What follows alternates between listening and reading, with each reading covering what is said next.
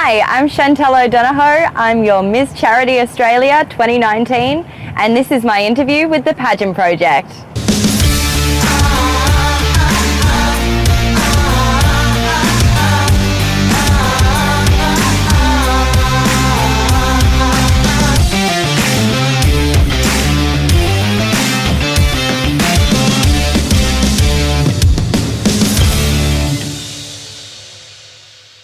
Hi everyone, it's Adrian from the Pageant Project, and I'm here with Chantelle O'Donohoe, who is Miss Charity Australia 2019. Did I get that right? Yes, you did.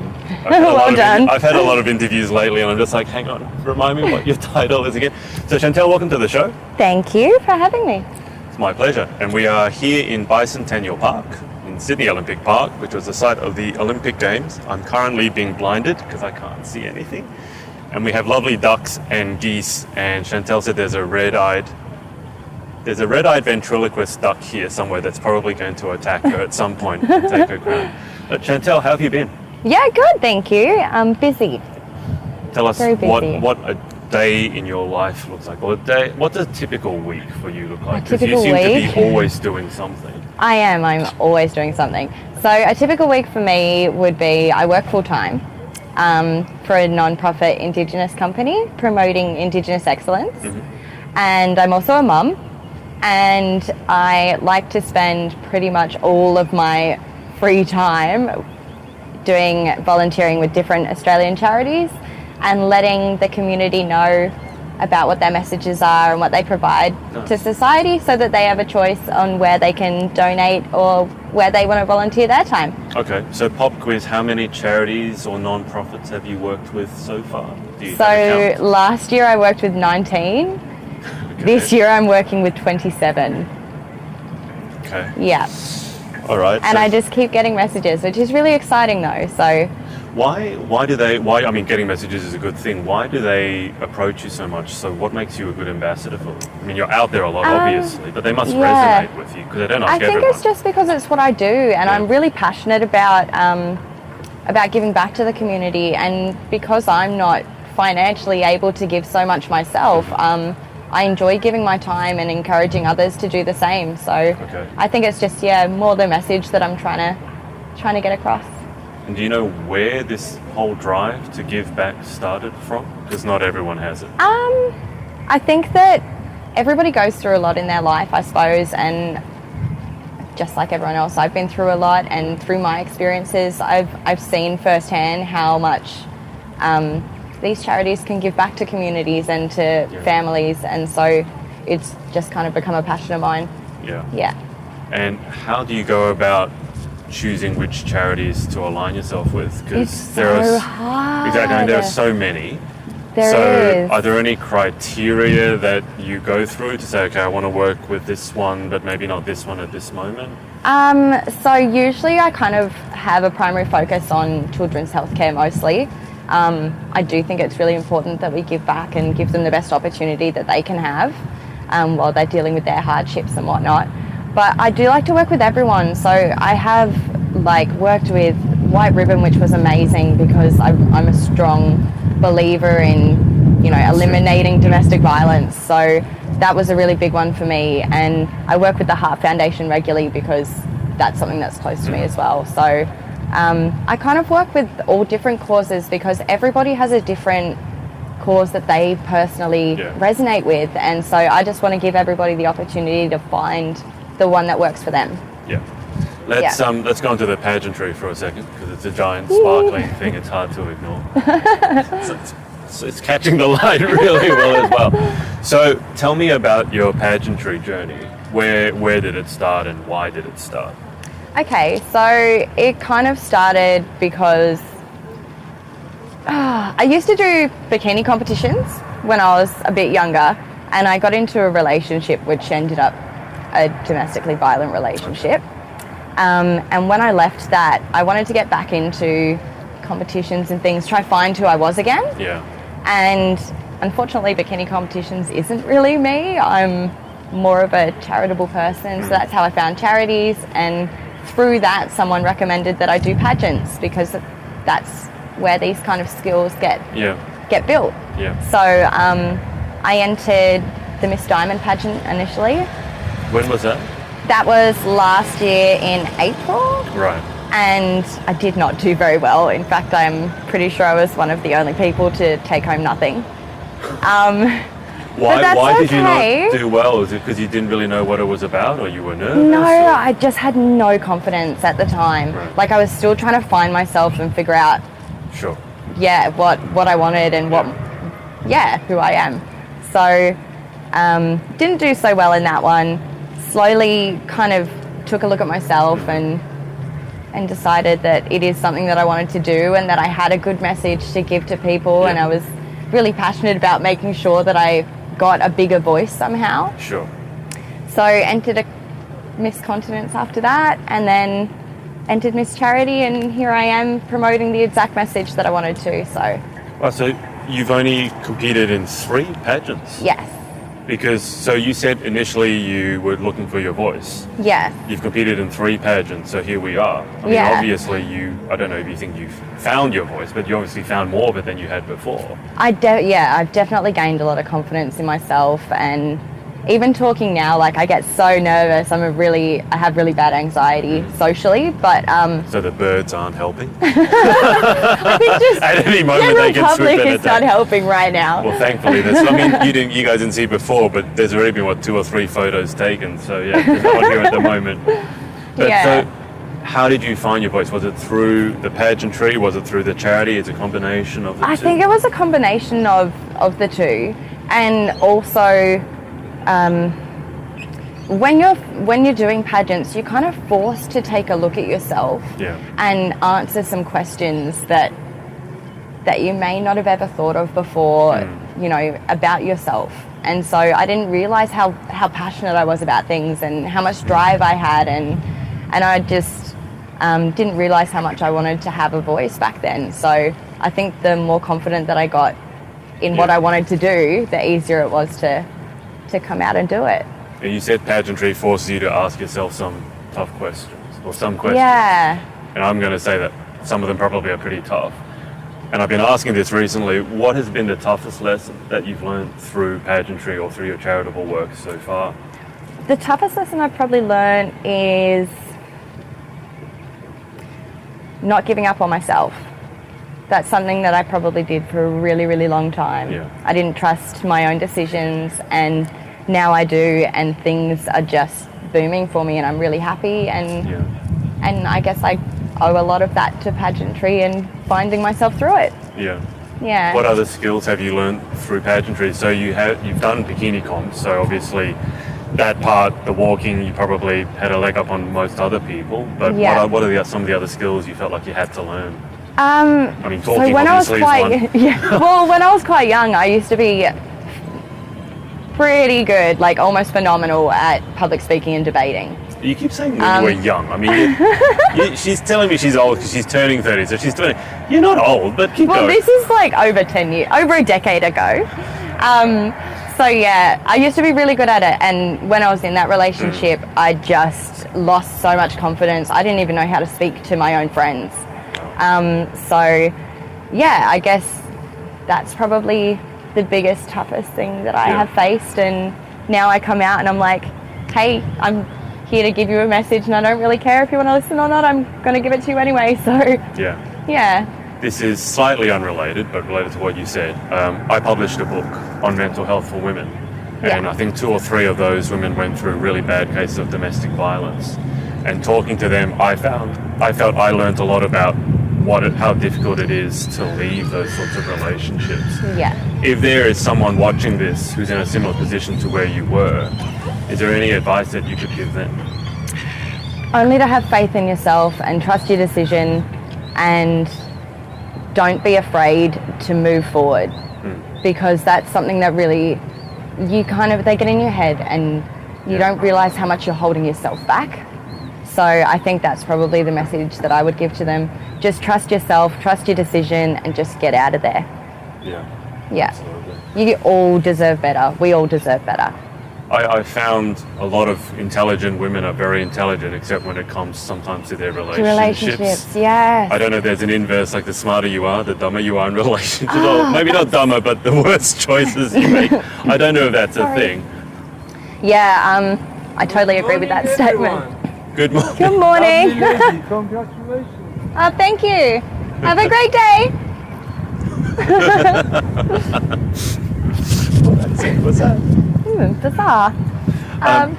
Yeah, so for example, one of the women that I interviewed said that the toughest part was not leaving, but the hardest part was that she still loved him, even afterwards. Yeah, and it is hard. You've got to cut yourself off, but I think, so the hardest part for me was reminding myself that I deserved better. And that's why I think that's such a strong message for me to get to other people, that they deserve better and to trust in themselves, because they get in your head and you don't think that you deserve better, and you get stuck there in this mentality that that's all you have. Yeah. And so I think that's the toughest part. It's not so much that you love them because it's hurting you. Yeah. It's more that you get so used to the pattern of them being there and relying on them for everything because that's what they force you into. Yeah. So, yeah, I definitely agree that happens, but you just got to be strong in yourself, and everyone will get there. I trust that they will. It's a very tough place to be. It is, and it's a scary place to be. I'm sure. Yeah. Yeah. So, I mean, that's White Ribbon. Yes. That's one of the charities you work with. So, how many did you say you're working with at the moment? 27 this year. 27. So far. So how do you support so many? I mean, that's a lot. So what do you do? I mean, I assume that you take some photos and you tag them, but I know you do some events as well. So give us an insight into the different things you do to support all the different charities. Yeah, so some charities want me to come and meet the team and just get their message out there. So I might just go take photos or visit their head office or whatever. Whereas some of the other charities, which I'm really fortunate to get more involved in, really let me kind of come out and be a part of their events, and that's where I get to volunteer and meet the people. And now I'm going to be working in the Starlight Express room, so I'm really excited. I'm actually going to be with the kids and giving back myself. So it kind of ranges to all different things. I do so many charity fun runs, it's absolutely crazy. I wish I could I should send you my calendar because it's absolutely ridiculous. Like I'm curious as to see, I mean, is there a week that goes by where you don't have something on? No. Well, what's the I tried to make one, but it just fills up with stuff. So what's the most number of events or things that you've done in a week? Ooh, that's a good one. I'm almost scared to ask. I'm not even sure, because sometimes I just go back to events. Like, I know this Anzac Day, I have 4 events on Anzac Day. Jeez. Yeah. One of them's a football game. I'm going to help doing handing out the rosemary in the morning to all the Anzacs, which I am actually really excited but super emotional about. So, that's going to be interesting, meeting all the Anzacs and handing them that sign of respect. And then I'm going to go and set up for their legacy stand, who gives back a lot of time and money to the Anzacs. Then I'll go and help with the actual march, and then I'll go to the football game and fundraise there. So I do all kind of different things, and some days are really full, and some days I might just be at one event for a couple of hours. When do you sleep? For a couple of hours in between things. This is like a legitimate question, because you have a daughter and a partner as well. So how do you fit everything in? I think I'm lucky to have a lot of support. Yeah. So, if I can't pick up my daughter because I'm busy doing other things, that's usually taken care of. So I'm quite lucky in that aspect. Yeah. Tell us about the system. I don't think we've discussed the system yet. So how did you find out about it, and then why did you decide to enter? So I found out about it because I'm a bit of a Google maniac, and I was just Googling because I was actually going to leave pageants after continents. I still wasn't feeling quite confident in myself, so I was actually going to leave, and instead I decided, no, you've got this message that you want to get across. You just got to find the right one. Absolutely. So I was Googling pageants, charity. Still couldn't find anything. Found on Facebook that somebody had entered Miss Charity, and I was like, well, that is just the perfect system for me. Yeah. And it would allow me to have the voice that I'm trying to create. And yeah, so kind of entered online on Facebook. It took me about a month to work up the courage to actually put my payment through. Yeah. And register. But yeah, then I did. And you have a sister queen? I do, Nakia. She is so lovely. She's such a sweetheart. But she's all the way in Perth, so we don't get to see each other very often. Might as well be another country, huh? Yes, it is like, I did the flight for crowning, and I did the flight there and the flight back within a 24-hour period. And I got back and I was like, wow, that was not a smart decision. But I had Clean Up Australia Day the next day. So That's of course I was volunteering first thing in the morning. So I needed to be back. So my plane landed at 6 a.m. I was volunteering by 9 a.m. Yeah. Yeah. And I've taken the red eye from Perth. I mean, that's not a completely pleasant experience. It's not, and you don't quite get enough time to actually sleep either. Yeah. You know, you kind of get half-hour naps and then you wake up and... So do you not get cranky or something? Like, what keeps you sane? I mean, you must need some time to just chill out every now and then. You are human, right? That's not a charity robot with a tiara on her head that all the kids want to take photos of. What do you do to just relax? To relax? Yeah. Okay, I enjoy painting miniatures with my partner. I find that really relaxing. So we paint little Warhammers and now I have a collection of little Star Wars ones because I found out there was Star Wars, which for me is super exciting. Yeah. Because I'm clearly a nerd. I had no idea you were a nerd because before we got on camera you were talking about drifting. Yeah. Which is like polar opposite and you do both. I do. I am a really random person. And I love both Marvel and DC, which apparently is just... You can't play both sides. Well, see? Everyone says that. Well, I do. I do. I will say, I don't mind. I love Iron Man. I love Batman, but I'm not a huge fan of where they've taken the movies. Yeah, okay. I like the old ones though, but that's because I'm also like... Adam West. Super freak about the... no, not that old. Not that one. The whole BAM. But I'm a super freak about the musical composer. Danny Elfman. I know, yep. He is amazing. I think, no matter what you say about the movie, some of the composers they've had for both sides, it's completely off topic. Yeah. But I have their soundtracks a lot of the time playing in my car. Yeah, because they're phenomenal. It reminds you of the feeling. Yeah. That whole feeling. Yeah. The Danny Elfman, he does slightly darker, moodier music, right? Yes, so that's... I actually am a huge fan of Tim Burton films. Right. Okay. And Danny Elfman is usually the composer of those, which is probably why they work so well. Those two go together. Yeah, so I actually like really dark stuff. But any other favourite composers? I've never got to talk to anyone about this. Well, I also did ballet for a long time, so I quite like classical music. So if you want to get... I played violin since I was 2. Ah, here we go. Okay, cool. So I would definitely say... This is a really completely random conversation. I love it. It is a bit random. I would say that I think Tchaikovsky, because of my ballet background, is absolute genius. Yeah. But I think Danny Elfman is like the modern day orchestral genius. You know, he just sees this stuff from, I don't even know where, just like he's in a dark soul. I asked you what the toughest lesson you learned from pageantry was. The other question that I've been asking people recently, and it's a big one. What do you think the biggest issue facing young women in Australia today is? Oh, that's a tough question. Like, how do you pick? Like, which charity do you support? Yeah. Which issue do you pick?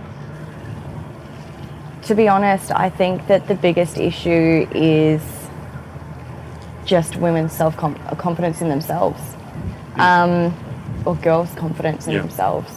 So having a daughter, I kind of get to see firsthand what the younger generation are going through. Yeah. And it's hard. It is really hard for them, you know. They're expecting, everybody wants to be perfect. And I know that even we want to be perfect, but we kind of get to a point where we're like, well, this is me and I'm going to accept it. And because kids aren't at that point, it's getting harder and harder for them. And with the increase in domestic violence and stuff, and family violence, things are getting more dangerous for them too. So I think if I could do anything for young girls right now, it would just be to give them the confidence in themselves to be able to say no to things and to be able to just push forward for their own dreams and their own goals and not worry about the rest of the world. Yeah. Do you think, I completely agree with you, because I think that's something that affects everything else. Yes. So there's some issues here that are very important, but if women and people in general as well were just to believe in themselves a bit more, a lot of the other issues would sort of take care of themselves. Yeah. Do you have any sort of observations, or have you noticed anything from why girls are struggling and women are struggling with self-confidence so much at the moment? Oh, well, I think media is definitely the biggest issue, because we're constantly feeding them these incredible, unreal women. Yeah. Well, they're literally unreal. I mean, they're photoshopped. Literally, yeah. You know, and even on Instagram, even I try to post my most beautiful shot, you know, until lately, because I volunteer at ridiculous hours sometimes. So sometimes they're just not nice. But because we're just constantly fed this lie of what women should be, children are kind of growing to believe that, and now I'm watching my daughter struggle with the fact that she doesn't feel like she's the perfect image, you know. So I think we've just got to come together and let everyone know that everybody is okay. And I know that we've got this great body confidence movement going on, but I think that that's also focusing a lot on just the curvier women, and it's not just them who are dealing with this. Like, I know quite a few girls who are getting bullied because their anxiety causes them to be quite thin. It's really hard. I've seen a post, someone was body shamed on a train for being too skinny, and this random guy just said that she should eat a steak or something like that. Yeah, it's not fair. Well, I don't understand why anyone would think they have the right to just go up to a random stranger and tell them to eat a steak. Because some people are cruel. But we some don't people like are naturally those people. skinny. Some people are naturally curvy. I think body confidence is about appreciating the body you have. I and absolutely then, of course, agree. you can work on it to improve it. But I mean, if you have a certain figure, like, I'm never going to be like Dwayne Johnson, you know, like that, no matter how much I try. So. Well, that's like me. So I actually really tried to get involved in this body confidence movement, and people would actually shame me for the fact that Because you're not one of us, you're skinny, yeah, you don't know what we're going because I'm a bikini model, so I don't understand. Do you know what I mean? But it's totally not the case. Like, I'm having just the same sort of confidence issues as all of these other women, and we're all in this together. And the body confidence movement should be about all women, all people in general, you know, because it's not just women facing these confidence issues these days. Well, I think it comes from what you said about self-confidence, because I think if you're really confident in yourself, you don't feel the need to bully everyone else. Absolutely. Why would you? Yeah. Why would you? So I think it's a side effect of that, which is why I think your answer is spot on in terms of building your own self-confidence and self-esteem to the point where you don't feel like you have to take a chunk out of anyone else. Yes, absolutely. So, before we get to the final 10 questions, can you give the lovely people watching your social details, the best ways to keep up with you? Yeah, cool. If you want to follow my journey, then my Instagram is at Chantelle O'Donohoe, /Ms. Charity AU. And if you want to follow me on Facebook, then it is at Chantelle O'Donohoe. Okay. And I will subtitle that below if you're watching, so you don't need to figure out how to spell it. Yeah. And if you're listening to the podcast, I'll put the link below. The links will be below, or above, wherever it happens to be these days. It's hard to keep up. Okay. All right. Final 10 questions. Yeah. This is the pageant-esque side of it. Here we go. You ready? So 10 questions to finish up. Number 1, what is your favorite word? Oh, unique? I don't know. I actually have no idea. That just popped into my head, so. It's a good answer. I thought you were going to say duck. I thought you were looking over there going duck. Okay, number 2, what is your least favorite word? It's a swear word. Okay, well, let's just leave it at that one. Then our imaginations wander. Okay, number 3, what turns you on? Ooh, kindness. And what turns you Genuine off? people. Turns me off. Ugh, evil people. No one likes an evil person. Fair enough. Okay. Question 5. What sound or noise do you love? Oh, I actually really like the noise of a McDonald's straw when it's going through the lid and it makes that weird squeaky noise. Or, have you ever heard the sound of a woomera? I thought that was a suburb. What's a woomera? So it's like this thing that you swing around, and yeah, and as you swing it, it makes this like woof woof woof sound. Oh, I think I know what you're talking about. I didn't know it had a name. I thought it was just like a little toy. Yeah, and it scares for all the kids. animals out, so that no, it's an indigenous thing. So you scare all the animals out so they can go hunting. A woomera. Yeah, it's pretty cool. Wow, I'll have to. What's it made out of? Some kind of bark. Oh, You know, okay. everything's natural, so. Right. No, I've seen a plastic kind of long stretchy tube that you can do. Oh, the I same love those with. things even more. I swap my answer. I swap my answer to those. I swap my answer The to long these plasticky things. things that don't have names. But Yeah. Okay. All right. Oh, they're even cooler. They make like a So the McDonald's, just to go back, the McDonald's straw, does it matter Yeah. what's in the cup or you just love the sound? No, I just like the straw on the lid. So do you pull it out to do it again, or? Well, you just go like that and it's like squeaky. It's like, clearly I like squeaky noises. I don't know. Question 6. What sound or noise do you hate? Well, I don't like people burping. As in, like, you just don't like it, or you really like have some sort of No, I actually phobia think of it's someone really burping? gross. Well, I've got like, yeah, some weird phobias, but they all lead to like burping? eating Oh, eating. and stuff like that. So I feel like it's remnants of their old food. And What are I the don't other like it. phobias? Like loud chewing? Is that one of them? no, I'm just like, I have a phobia of sauce. I'm not even kidding. You mean on your food? I take it like if I bring out a bottle of tomato sauce, you're not going to run away. Well, I won't touch it, but I've Phobia I've of learned sauce. not to run away. That's fascinating. Is there a name for that? There is, but I don't remember. But I googled it recently. I'll let you know. Okay. I'm assuming it's not sauceophobia. No, it's a weird name. But I thought that it was. I didn't think it would legit be a Yeah, it is? phobia, but it is. Wow. Yeah. Okay. Super cool. Question 7. If you could have any one superpower, what would you pick and why? Oh. I would like the power of. I'd probably say like travel, but I think more so persuasion. Mind control. Yeah. Well, not full mind control though, because that kind of scares me. I don't want that kind Yeah. of responsibility. But if I can just persuade you to do what I want you to do, Mind control. that's cool. But for good, not for evil, Yeah, but for good. Yeah. Right. Or even if, you know, it's convenient for me to get on a flight or something, so be it. Benevolent mind control. It's for the greater good. That's right. Okay. Question 8. If you could try any one occupation other than your own, what would you most like to attempt? I did actually study it for a number of years because I was hoping to get into it, but it's a bit random. I want to be an Egyptian archaeologist. That is very specific. It is, but that is what I would love to do. But unfortunately, that's a far-fetched dream, even further than going for Miss Charity Australia, obviously. Why an Egyptian archaeologist? Egyptian history, I mean, I'm fascinated by ancient history and history in general. Right. But I think that Egyptian history has always kind of stuck with me as something that was, I don't know, so key to our growth as people. I mean, all of them were in a way, but I just liked their stories and the way that they thought about things. And I think that a lot of that has built where we are now. I love how specific that is. Egyptian archaeology. Yeah. Just archaeology. Okay. Question Well, 9. most of it's been found, so that's a bummer. Have to come up with another lost civilization. Question 9.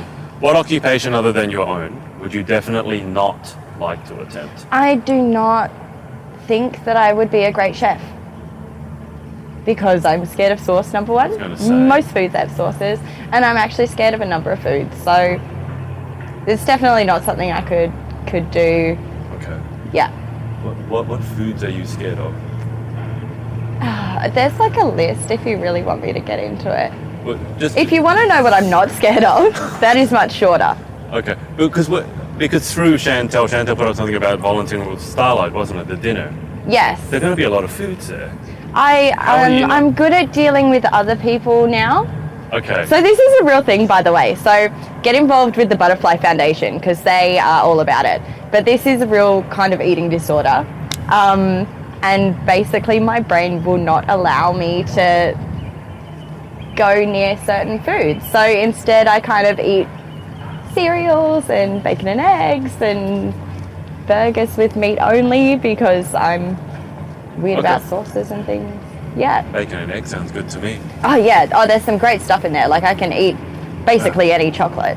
Okay. Life would suck if you were phobic of chocolate. Okay, final question. Yeah. If heaven exists, what would you like to hear God say when you arrive at the pearly gates? I'm proud of you. I just want someone to be proud of me.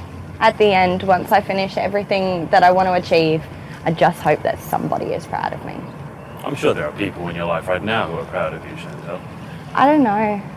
I keep a lot of my life quite hidden actually, so unless they're following me on social media, my family actually have no idea what I get up to on the weekend and how many charities I work with and...